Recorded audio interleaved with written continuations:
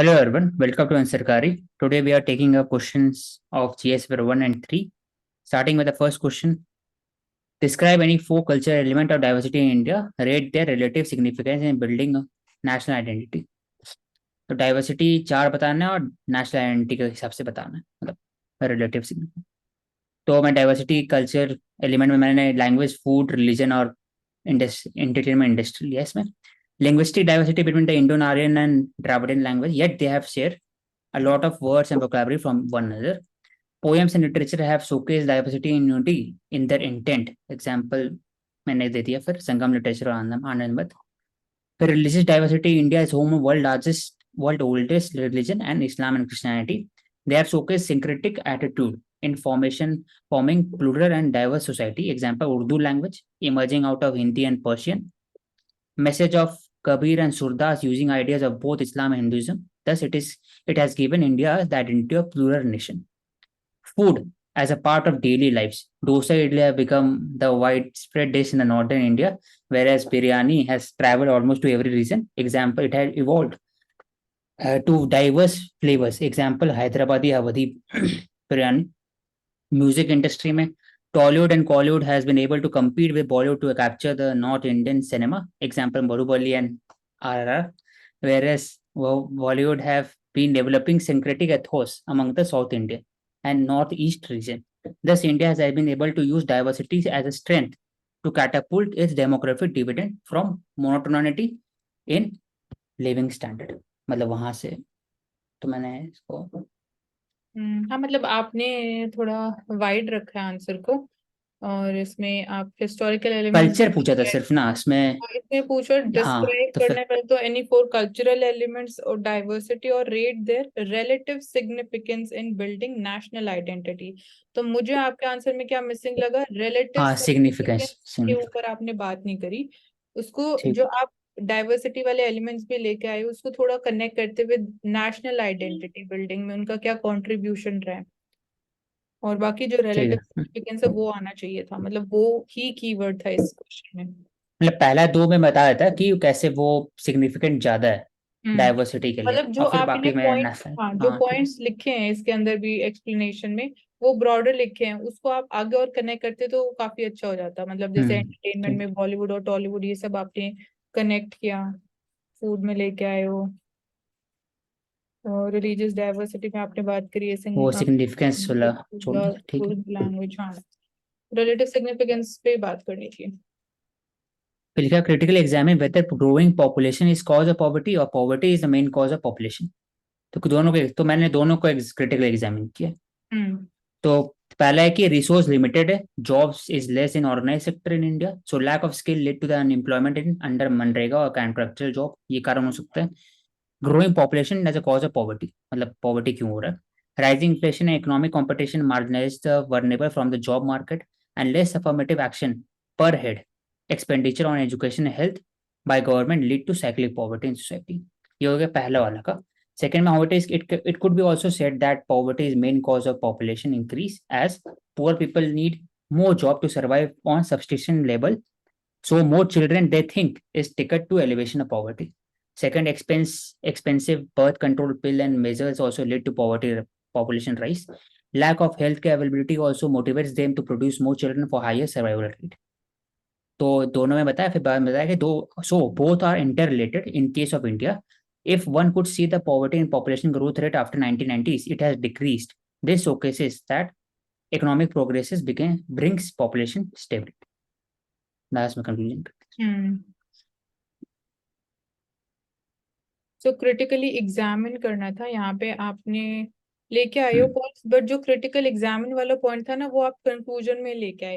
तो जो आपने ऊपर एक्सप्लेनेशन में लिखा उसको थोड़ा और छोटा करके लिखते और ये इसको जो कंक्लूजन में लिखा उसको और कंटिन्यू करते ना, तो मतलब काफी हाँ अच्छा ठीक है। आंसर होता, तो काफी अच्छा होता। मतलब आपने यहाँ पे कनेक्ट ठीक किया है। है ना, फिर आपने बात करी है पॉवर्टी और इकोनॉमिक ग्रोथ के बीच में जो रिलेशनशिप है, इंडिया में क्या हमें देखने को मिला। ठीक है क्योंकि मतलब क्वेश्चन भी उसमें पूछे क्रिटिकली एग्जाम, डायमेंशन कम रहता और इसको नीचे लगा। ठीक। हाँ क्रिटिकली एग्जाम इसको और करते। ठीक।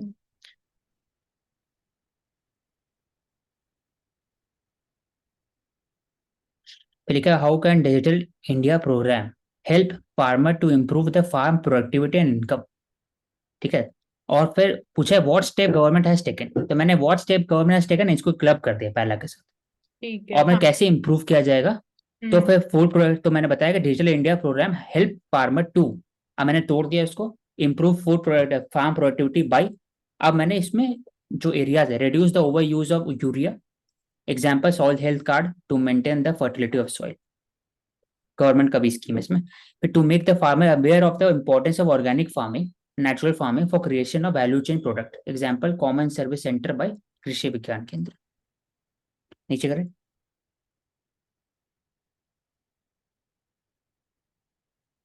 PM Samvita scheme to map and give land title to farmer, their classification of productivity level. They improve कैसे income by use of DBT, PM Kisan to give them remuneration in on input, use of ONDC so that FPI can sell the value product online at a competitive rate than e-commerce company. ENAM so that they can get better MSP value at Monday level, removing them from middlemen dictates. So, with the help of above government steps, Digital India program would achieve the target of doubling farm income. तो बोल रहा है how can digital India programme help the farmer to improve productivity और income, तो ये दो and dimension. Income, हाँ government ने क्या स्टेप्स लिए इन दिस रिगार्ड, तो आपने इसको पूरे को क्लब कर दिया कि गवर्नमेंट ने जो स्टेप्स लिए और उससे क्या बेनिफिट आए in terms of improve productivity and income. और डिजिटल इंडिया प्रोग्राम की बात करनी थी, तो डिजिटल इनिशिएटिव्स के बारे में बात की, improve farm productivity, so reduce the over use of urea, ये तो नहीं बोल सकते, तो ओवर यूज ऑफ यूरिया तो अभी भी हो रहा है, वो one of the major concerns है हमारे लिए। नहीं, वहां पर हेल्प लिखा हुआ है, यहाँ नहीं बोला कि क्या बेनिफिट हो चुका है फार्मर का, मतलब कैसे वो हेल्प हाउ करेगा। कैन इट हेल्प, हाँ यही हेल्प, बात हाँ नहीं है। हाँ, तो तो इम्प्रूवमेंट, अच्छा ठीक है, मतलब ये प्रेजेंट टेंस का बात हो रहा है ना, हाँ, फ्यूचरिस्टिक, हाँ तो ये रिड्यूस करे, फ्यूचरिस्टिक हाँ लिखा है आपने। फ्यूचरिस्टिक, हाँ। फिर डिजिटल इंडिया, तो इम्प्रूव डिजिटल इंडिया में फार्म प्रोडक्टिविटी इम्प्रूव होगी, लेकिन उसके लिए भी डिजिटल इंडिया में क्या स्टेप लिया जाएगा वो लिखते ना, मतलब कि उसको कनेक्ट करते हैं उसके, मतलब मैं बोल रही हूँ कि बैकवर्ड लिंकेज से कनेक्ट करती है, ये तो बेनिफिट्स तो आपने लिख दिए, लेकिन डिजिटल इंडिया में भी क्या इनिशिएटिव्स लिए जाएंगे जो हेल्प करेगा in improving the farm productivity, उसकी वजह से, या तो आप जो इसके नीचे अब सब पॉइंट्स लिख रहे हो, reduce the over use of urea, तो डिजिटल इंडिया प्रोग्राम कैसे उसको हेल्प करेगा इन टर्म्स ऑफ रिडक्शन, ये लिखते हैं। मतलब आपने फिर इसको आगे लिखा है कि सॉइल हेल्थ कार्ड है to maintain the fertility of the soil, तो ये तो इनिशिएटिव ऑलरेडी लिया जा चुका है, जैसे कि आपने अभी बोला कि क्वेश्चन ही बोल रहा है कि how can it further help और नया क्या पॉसिबल है, तो डिजिटल इंडिया से थोड़ी यहाँ पे कनेक्टिविटी नहीं हो पा रही है। To make the farmer aware about importance of organic farmer, कैसे होगा वो डिजिटल इंडिया के थ्रू, वो मिसिंग है, इसमें भी वही मिसिंग है। स्कीम आपने लिखी है मैप गिव लैंड टाइटल्स, ठीक है। फिर इम्प्रूव द इनकम में आपने यूज ऑफ डीबीटी, यहाँ पे वही बात करिए कि क्या इनिशिएटिव्स ऑलरेडी लिए जा चुके हैं, ई नाम ऑलरेडी फंक्शन कर रहा है, तो जब हम बात कर रहे हैं, आपने एंड में लिखा है doubling of the farmers income, तो जो स्टेप्स ऑलरेडी लिए जा चुके हैं उससे तो हमें पता चल गया कि जो गिवन टारगेट लेवल था उसमें we were not able to fulfil doubling of the farmers income, तो अब क्या किया जाना चाहिए, ये लेके आते even farmer improving the farmer income वाले एलिमेंट ठीक। में।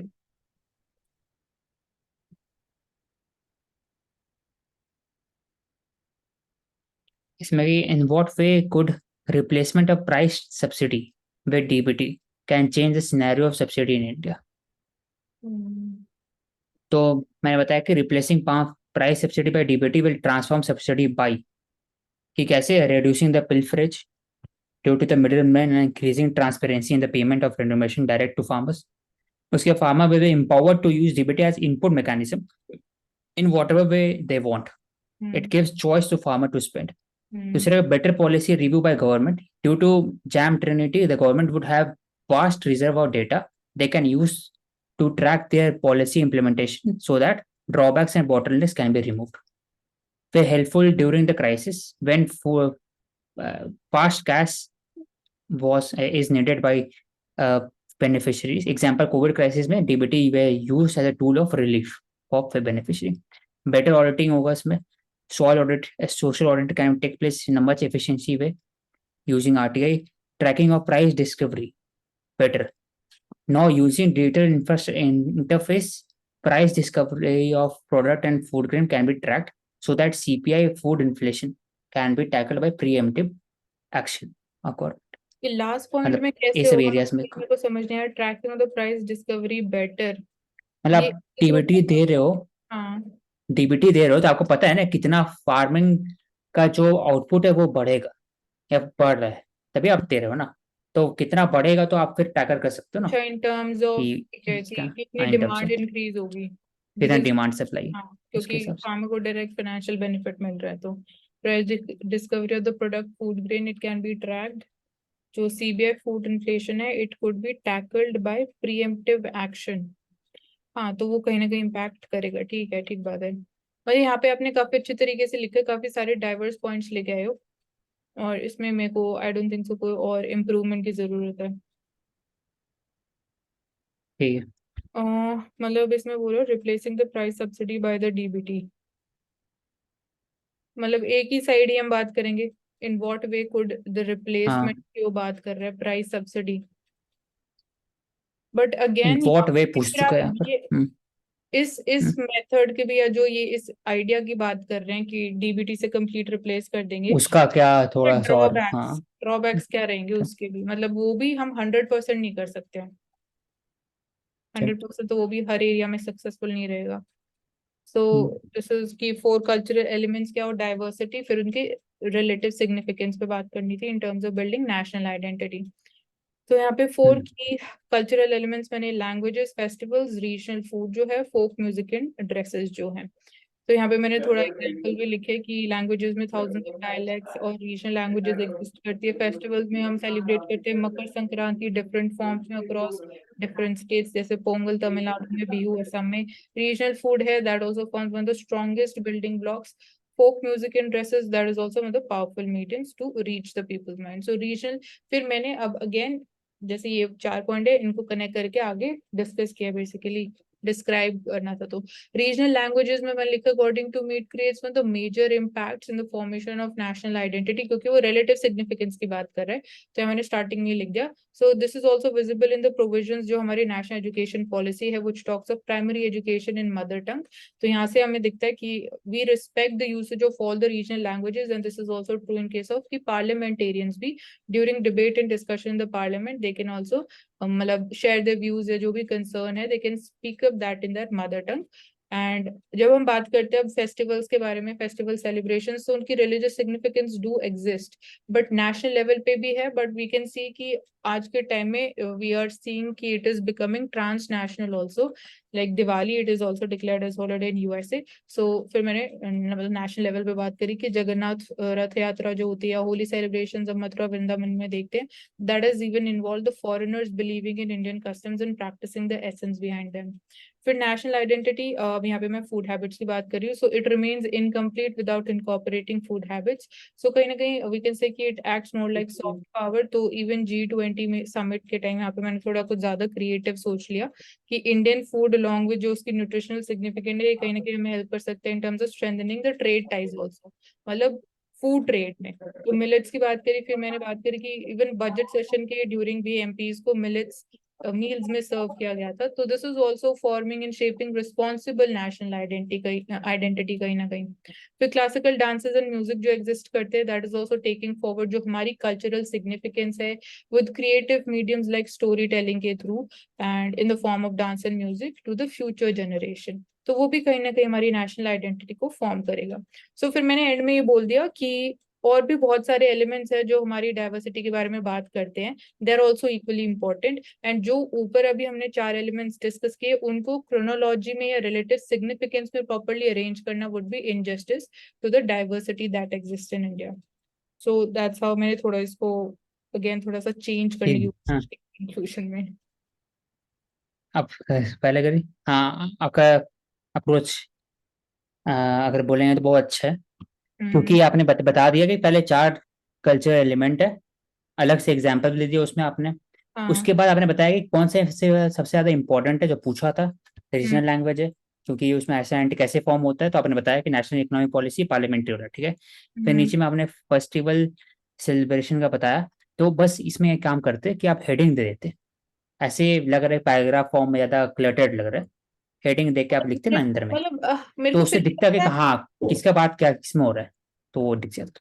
ठीक है, मेरे को मतलब ना कहीं कहीं ये लगता है फिर हर एक आंसर का स्ट्रक्चर ना कहीं सेम हो जाएगा अगर मैं हर एक जगह पहले हेडिंग लिखूंगी नहीं, और क्या आपको तो ड्राइव करना है ना, आपको पढ़वाना है सामने वाला से, तो हम्म फिर आसानी लगे पढ़ने में। मैं बता रहा हूँ ऐसे जो पढ़ मतलब रहा हूँ तो इसमें क्या फिर हेडिंग्स बनाते हैं? आप ये बोल रहे हो कि मैं स्टार्टिंग में नहीं, ऐसे when we talk about the festival, तो फेस्टिवल वाले जो आपने बताया फेस्टिवल करके स्लैश करके आप बताते सिंपल ठीक है, कि हाँ।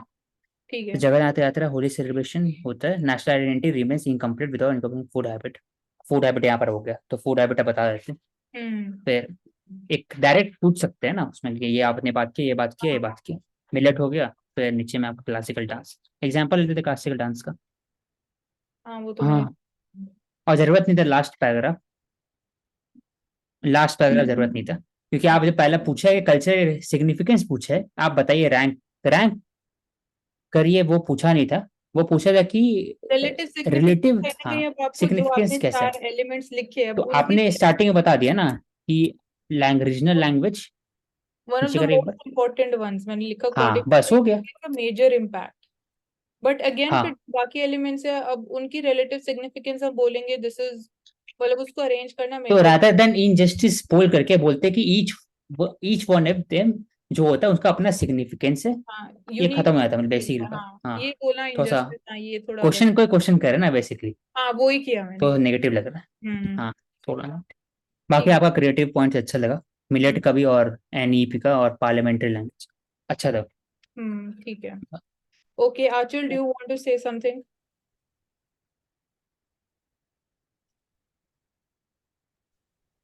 No. Okay, any your learnings after viewing my and Oshik's answers? Do share some points, please.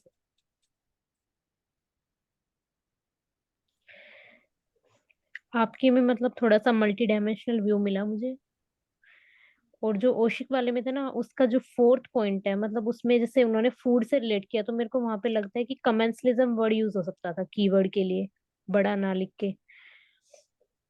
तो वो मैं पूछना चाह रही थी कि हो सकता है। ठीक है। बाकी ठीक है।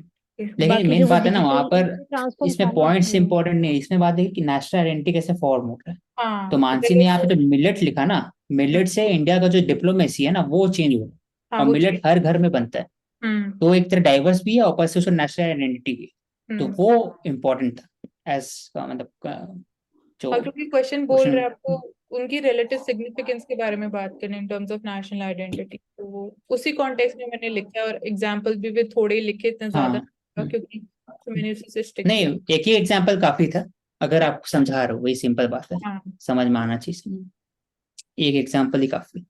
हाँ, एक ही समझ में आना चाहिए। ठीक है, ओके औशक, you can close the session now. Okay, thank you everyone. We will take up next set of questions tomorrow, 2 to 2 answer.